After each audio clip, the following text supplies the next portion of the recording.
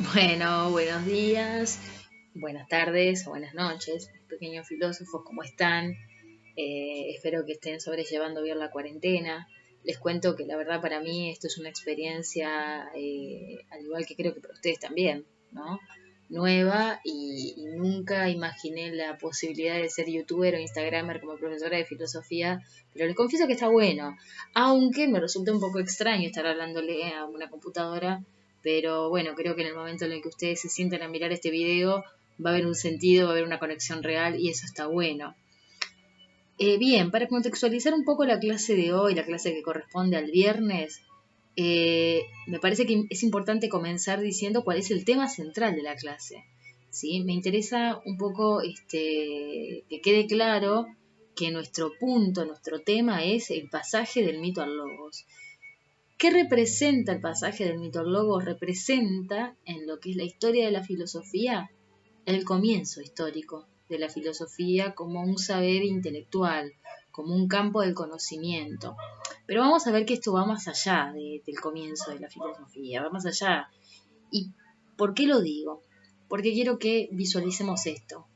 Hoy por hoy nosotros nos estamos comunicando gracias a lo que es la tecnología, ¿sí? Gracias a lo que es el avance de las telecomunicaciones y bueno, y a nuestras computadoras, ¿no? Que son parte de la tecnología. Y fíjense ustedes lo siguiente, la tecnología y todo lo que ustedes se imaginan, lo que posibilita este encuentro hoy, es un producto y es una consecuencia de lo que es la explicación científica o la concepción científica del mundo. ¿Sí? La tecnología es una consecuencia de la concepción científica del mundo. ¿Y cuándo surge esta concepción científica del mundo? Señoras y señores, surge en el siglo VI antes de Cristo en la antigua Grecia.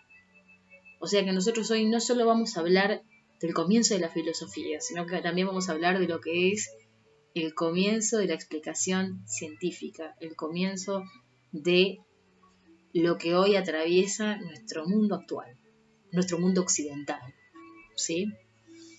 No es casualidad, no es casualidad que surja en Grecia, no es casualidad que surja en el siglo VI. Bueno, quiero creer que no es casualidad, lo podemos problematizar, si existe la causalidad o la casualidad, eso lo podemos problematizar y todo lo que ustedes estén pensando. Pero en este momento vamos a enfocarnos en que tiene su sentido, y al menos vamos a ir analizando el sentido de por qué arranca acá. Bien.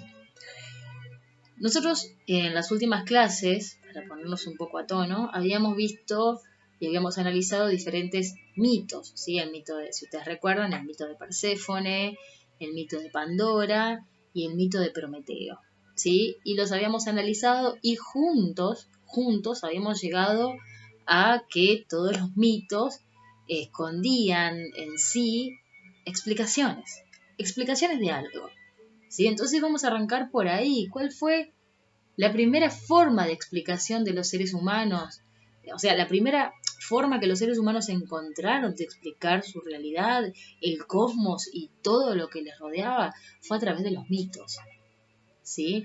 Y nosotros, por ejemplos propios, ¿sí? Ejemplos específicos, estuvimos analizando las características, hablándolas, y hoy en esta clase lo que vamos a hacer un poco es eh, enumerarlas y puntualizarlas, ¿sí? Yo a este video voy a adjuntar unas imágenes donde caracterizo el conocimiento mítico y caracterizo el conocimiento científico y racional, y para que ustedes puedan tomar nota de ello, pero es para sintetizar lo que ya hemos venido hablando y ver el todo, ¿sí? Un poco es eso, la idea de esta clase.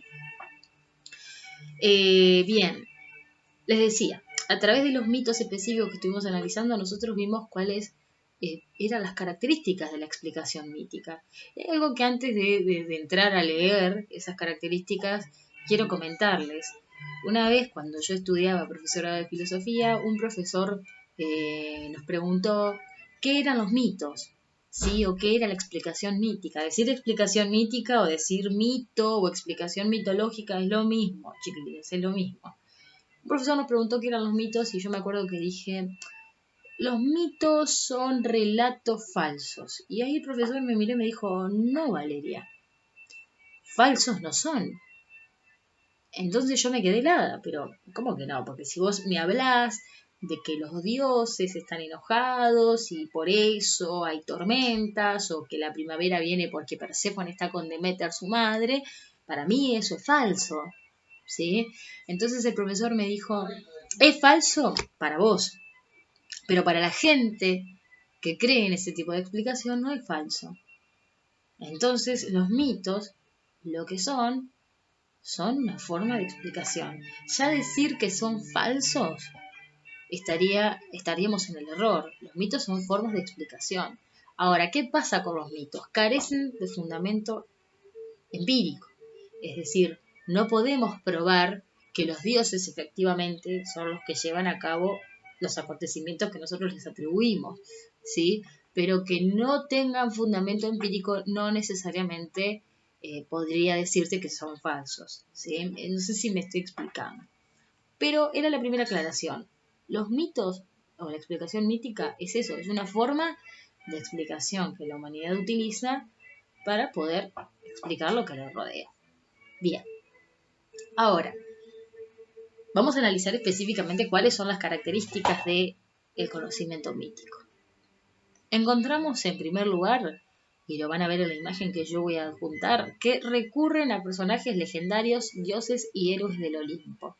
Esto un poco nosotros ya lo estuvimos viendo con el mito de Perséfone, con el mito de Prometeo y con el mito de la caja de Pandora, donde lo que es muy característico en las explicaciones míticas es el antropomorfismo. ¿Qué es el antropomorfismo? La palabra, si nosotros desglosamos la palabra antropo, es hombre, morfismo viene de forma, entonces los mitos suelen adjudicarle, ¿sí? O suelen tener una tendencia a adjudicarle a la naturaleza características que en realidad son propias de los humanos. Si nosotros pensamos en un Prometeo, ¿sí? Un Prometeo que desobedece a los dioses, la actitud de desobediencia, la actitud de ser irreverente, la actitud de querer romper con las normas, es una actitud propia más que nada de quién, de los seres humanos. La actitud de los dioses de castigar al que se portó mal es una actitud de los seres humanos, ¿sí?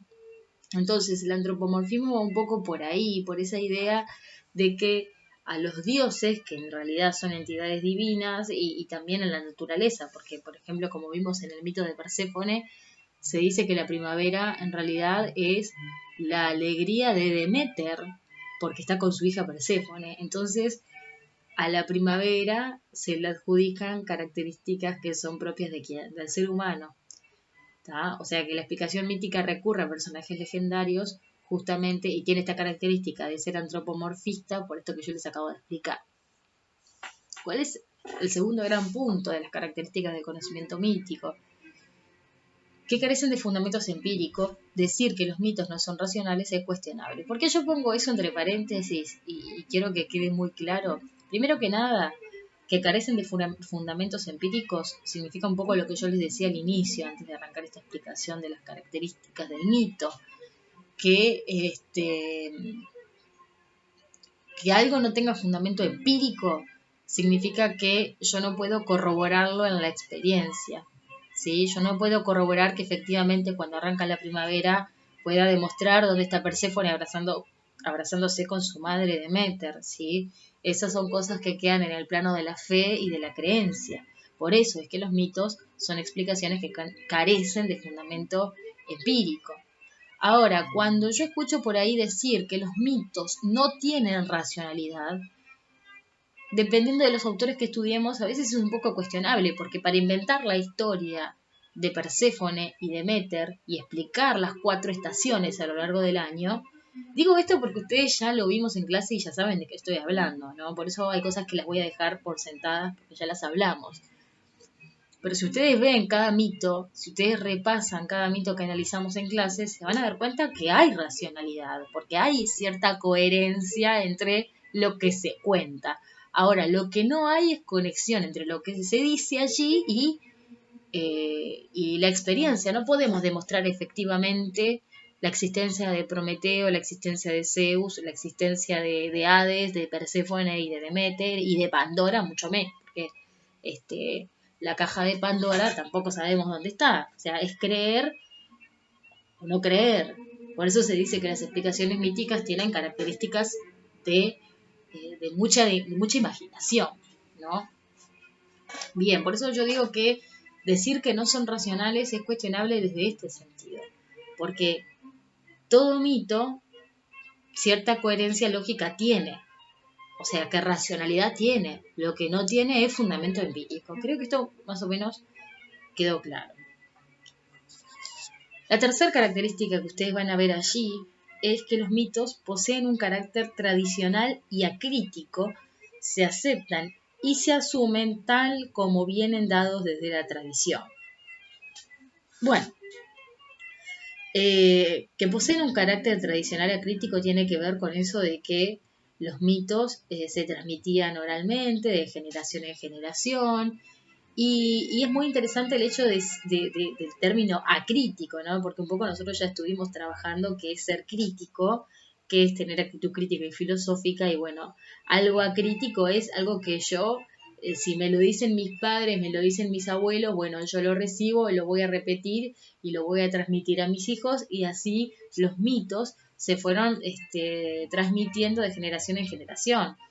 A diferencia de lo que nosotros vamos a ver, de que en el avance de lo que son las ciencias y el conocimiento filosófico, nosotros ya podemos ver obras más elaboradas, ¿sí? O datos más específicos. En cambio, las explicaciones mitológicas, ya les digo, se transmitían de forma oral, de generación en generación, y no se cuestionaban, hasta lo que vamos a ver después. Bien.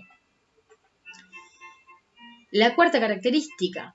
El autor del mito es siempre desconocido y colectivo, al contrario de lo que ocurre con teorías filosóficas y científicas. Bueno, esto va asociado un poco a lo que explicaba en la característica anterior. Y finalmente, la explicación mítica es caótica y arbitraria, pues no está sometida a una ley fija, sino a la voluntad de los dioses. Bueno, esto es muy importante. La explicación mítica tenía esta cualidad de ser caótica y arbitraria. ¿Caótica en qué sentido? En un sentido de que uno pareciera ser que cuando lee los mitos, piensen en los mitos que trabajamos en clase, vos dependés, la humanidad parece que dependiera de la voluntad de los dioses, ¿sí? De lo que a ellos les pasa o lo que a ellos les sucede o los problemas que ellos tienen entre ellos. Entonces, nosotros somos como unos títeres que vamos ahí marchando por la realidad dependiendo de la voluntad de los dioses o de los héroes, lo que ellos hagan, ¿sí? Caótico desde ese lugar. Y arbitrario, ¿por qué? Porque algo arbitrario es algo que se impone, es sinónimo de imponer, de mandar, ¿sí? De que esto es así y es así como se dice y listo. Entonces, los mitos eran arbitrarios desde el sentido de que no daba lugar a cuestionamiento. O sea, la explicación que se me daba a mí era una explicación que yo tenía que acatar, que tenía que aceptar, y que lo que pasaba en la realidad iba a ser siempre así, y no podíamos hacer nada porque dependíamos, en todo caso, de la voluntad de los dioses. ¿Sí? Una cosa unida a la otra. Bien.